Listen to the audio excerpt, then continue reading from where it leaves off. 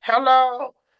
Um, Welcome to the Learning Tree Book Club's first of the month regular monthly meeting, and happy May. I'm Meredith Coleman McGee, a member of Learning Tree Book Club, and I have with me.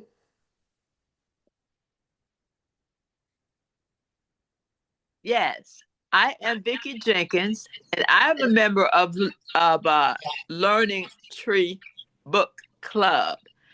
Thank you for joining us. Okay. Oh, Vicky, you see my new book? Huh? You see my new book? Oh, okay. I see. I got you. All right. This the back. I get you. Uh-huh. I'm gonna read a little bit of it.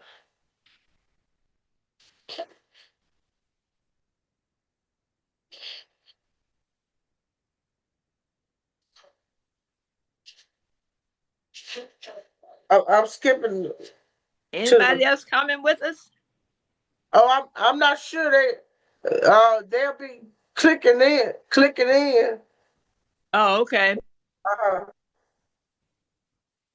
Chapter 1, Country Blues, and here's a quote: "Blues is the people's music." Big Bad Bobby Rush, and he said this to me June 11, 2025. And another quote: "Blues is telling a story in music." Jimmy Duck Holmes, August 21st, 2025. After Reconstruction, black male solo singers and musicians created country blues, also known as down home blues, folk blues, rural blues, backwood blues, and Delta blues. Early bluesmen used the diddley bow, the blues harp, and the acoustic guitar. Their lyrics protested injustice, misfortune, or exotified resilience. Community traditions and cultural norms also influence storytelling processes. Mississippians Charlie Patton, Son House, and Robert Johnson shaped the foundation of country blues. Here's a picture of Charlie Patton. He's known as the grandfather of the blues and the first rock and roller. Uh, Charlie Patton dropped to his knees while entertaining audiences with his superb guitar skills long before Elvis Presley or Jimi Hendrix hit the scene. Now, Charlie Patton is on the cover of the book, and he was born 1891, that's one date, and he died 1934. Son House was born 1902, and he lived to 1988. And Robert Johnson is supposedly the first member of the 27 Club. He died at age 27. He was born in 1911, and he died at 1938. Then we have Bobby Rush. He's now 92. Uh, the oldest of the three elder bluesmen in Jackson, Mississippi, and then King Edward. He's 88. And Tuesday he'll be 89. And Jesse Guitar Robinson, I think he's 82 and he'll be 83 May the 29th. He was born in 1944. Okay, Vicky, you can read. I just wanted to read a little bit for Okay. now. Well, I could get. Okay. It. What this is called Case Closed. Where you get that from, Vicky? One of Sarah's had written this book, and she was at one of the meetings, and she was going through signing them and Oh, letting okay. us buy her book. Mhm. It says Case Closed, a true story of justice, forgiveness, and healing.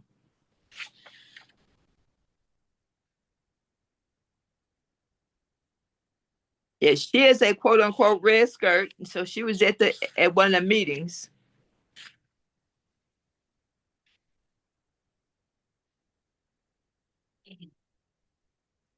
Out of my control. Don't let what you can't control end up controlling you.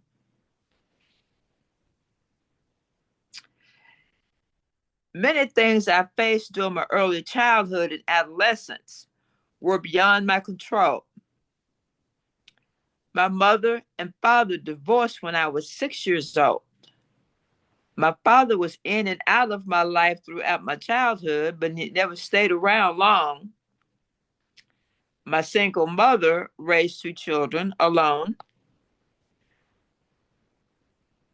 My mother never spoke negatively about my father to my sister and me.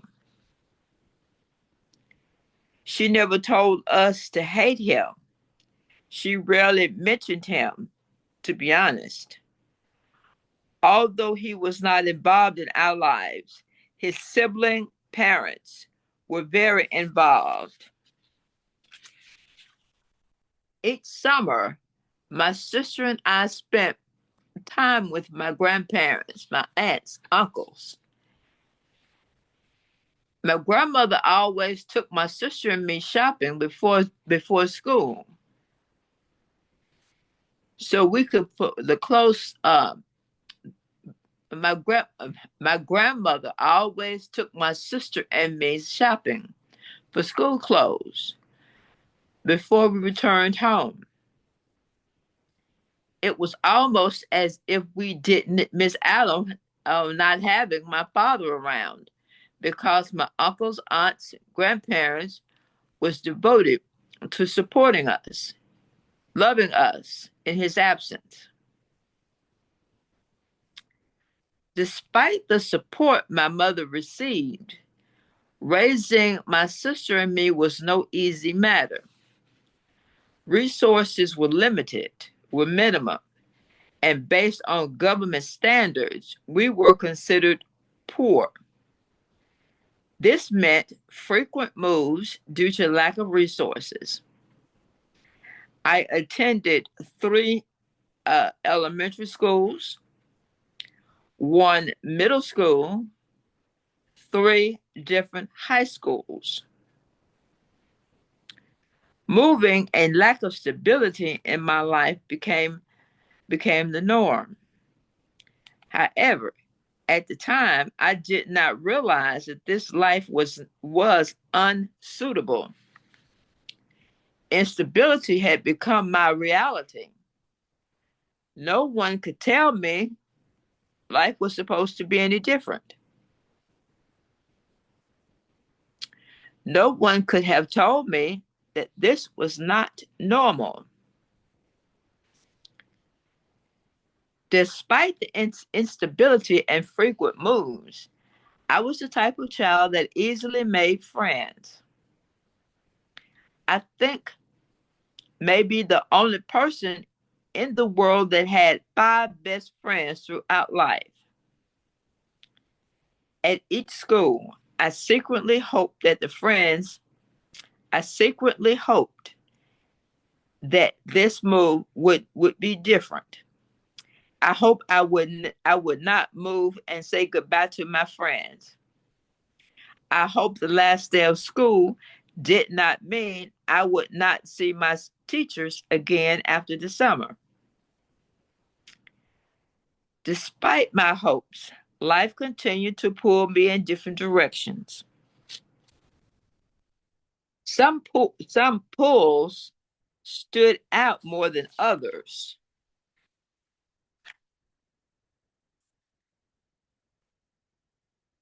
In 1985, things had become really difficult for my mother and I, for my mother, and we found ourselves living in a shelter in Houston, Texas. One day, while minding my own business, playing on the steps of the shelter, a young boy pushed me off the step and into the puddle of mud. Surprised and shocked, I looked down at my hand and noticed that I was bleeding frantically. I ran to my mother. Mama, I'm bleeding. I pushed, he pushed me and pushed me. I screamed. My mother began to wash my hand.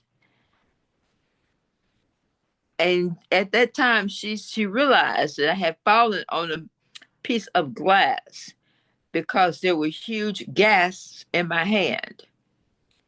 My mother gathered my things and prepared to take me to the hospital. She asked the woman at the shelter to watch my sister.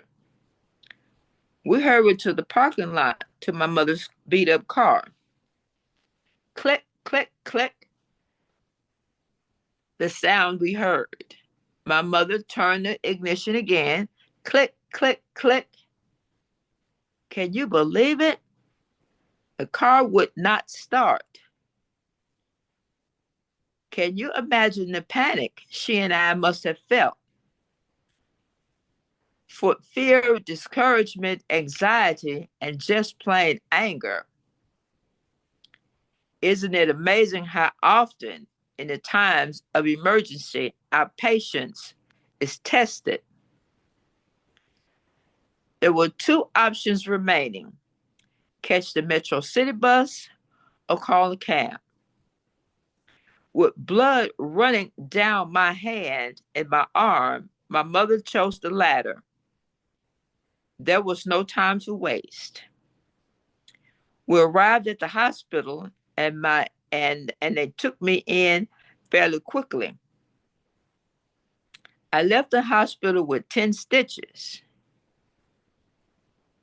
We caught the Metro City bus back to the shelter.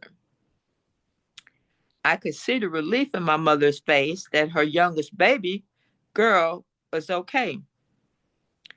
We returned to the shelter, tired and worn out. And at that moment, I imagine my mother was thanking God and that I was okay and hoping that we could get back to our room in the shelter so we could both get some rest, some sleep. Upon arrival at the shelter, we were greeted by the director. She stated to my mother that if she had enough money to catch a cab, she would have money to live on her own. We were asked to leave the shelter that night. My mother used the last of her money to catch the cab. There was no money left, no shelter, no place to go. However, here we were again. It was time for another move. Despite my hope and prayers for stability, we were still able to move. We were about to move again. Eventually, after staying with a friend for a while, my mother was able to get back on her feet and get her own place. Early childhood was characterized by instability, nowhere referring to what was normal, desperately wanting to some sort of stability.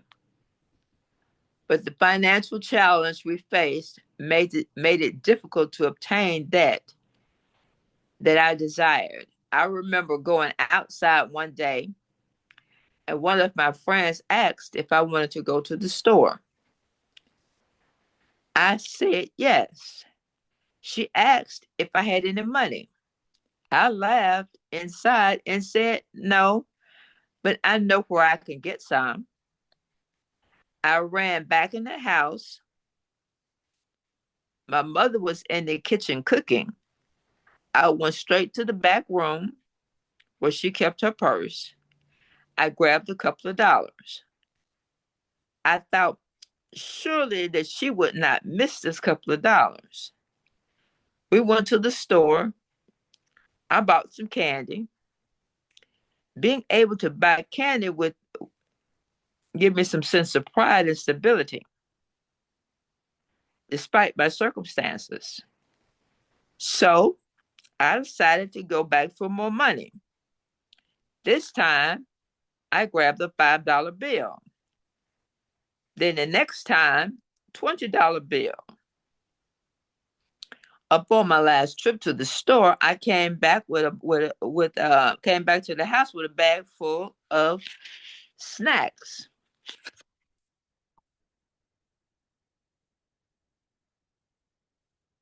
My mother immediately asked, "Where did you get all that stuff?" My reply, "My friend's dad bought it." I don't know how they know, but a mother always know when something does sound suspicious. She went to the back room and returned to ask, "Did you take the money out of my purse?" The next thing I remember, there was a belt on my backside. I learned two valuable lessons that day. Never think a person that does not have much money will not miss the little they have. A mother's little bit of money values and never steal from anyone, especially the person that's doing everything in their power to ensure that you have what you need. I realized that it was not the stuff that I wanted, but it was some sense of normalcy and stability. I want to control what I could and could not have. However, my way of seeking control and stability was wrong, inevitably led to undesirable consequences. Throughout childhood, my pursuit of normalcy continued. I can vividly recall the age of 10, my mother brought my sister some new shoes. Given that we had limited income, my mother bought our shoes from Payless stores, shoe store. Although much more has established now. Back then, shoes from Payless were definitely not what a child wanted and was easily recognized as shoes for those that are less fortunate. I always so excited when it was time for me to get new shoes until the course I opened the shoebox. Until of course I opened the shoebox and saw the same pink and white Velcro shoes that my mother bought the previous school year. As soon as my foot grew, she returned those shoes only to purchase a larger pink and white Velcro shoes, larger size. This time, I was fed up. I conjured up a plan in my mind. My mother told me to go to my room and tie on my shoes. I grabbed some tissue from the bathroom on my way to my room. I moved the shoe from the box. I, I moved quickly to get the shoe out of the box. I stuffed right in the right toe with tissue and put the shoe on. I walked back to the living room with a large limp, stating, "Mother, my shoe is too little." She responded by telling me, take them off, and she would return them and get a different pair. I was relieved. I thought to myself, yes, it worked. In my head, I was doing my victory dance, chanting to myself, no more Velcro, no more Velcro. The next day, my mother returned with a brand new pair of shoes. I ran excitedly to the living room, waiting for my new shoes. I felt I could have more pride in wearing. When I opened the box, the pair of shoes were worse than the first. I couldn't lie and say that they were too small. So I found myself with shoes that I had not on that were not only too big, but even uglier than the ones she bought before. I just had to say I learned a valuable lesson that day. Be grateful for what you have because it could be worse.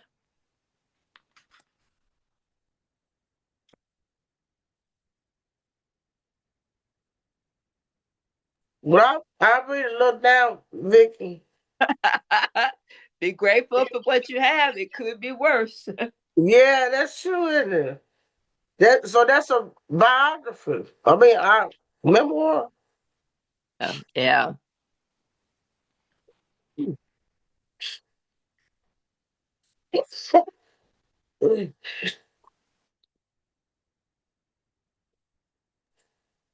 Vicky, read about the Huh? author section. What now? Read about the author section Authors section. of your book. Read that.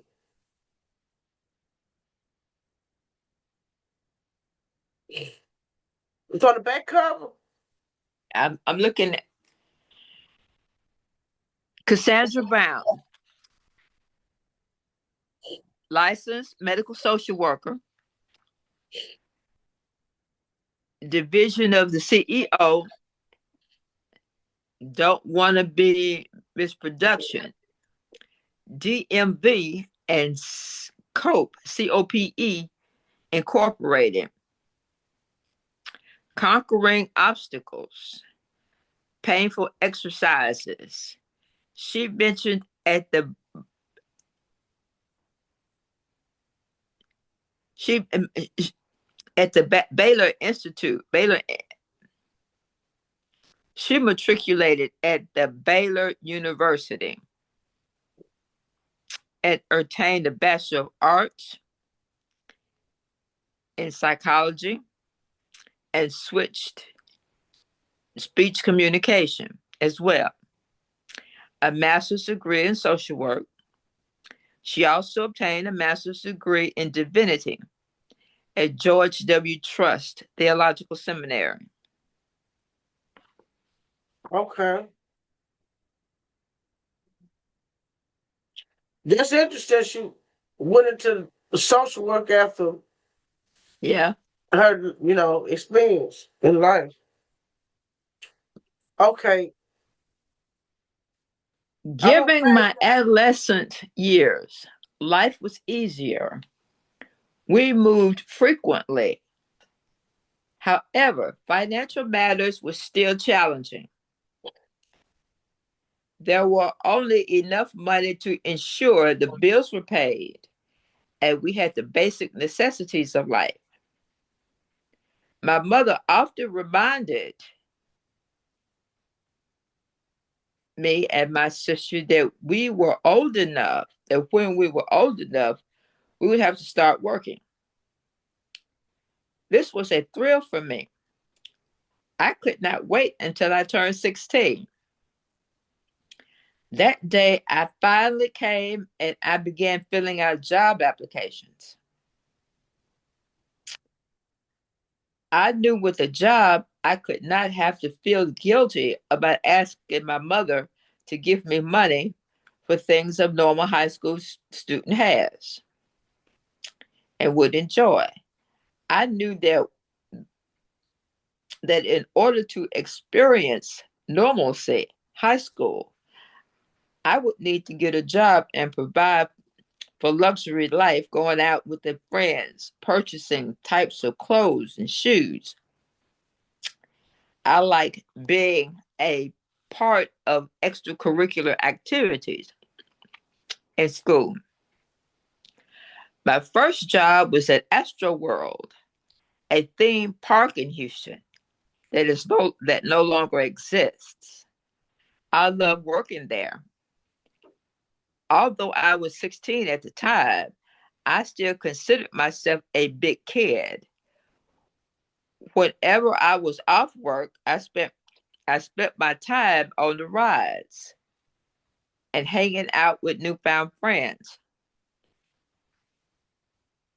I was promoted to lead and supervisor in Astro World within my first 6 to 12 months. While working there, I met my first love. The thing that I loved so much about him was he accepted me for me. He never judged me.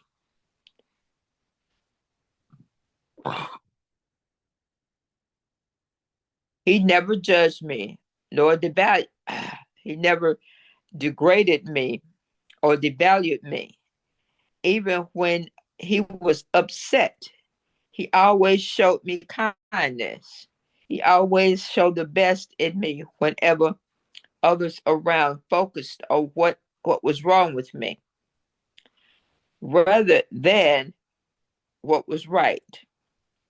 He was amazing, caring, friendly, kind, beautiful smile.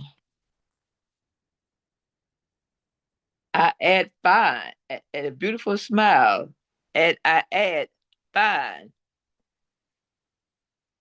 We were inseparable. Even though our relationship,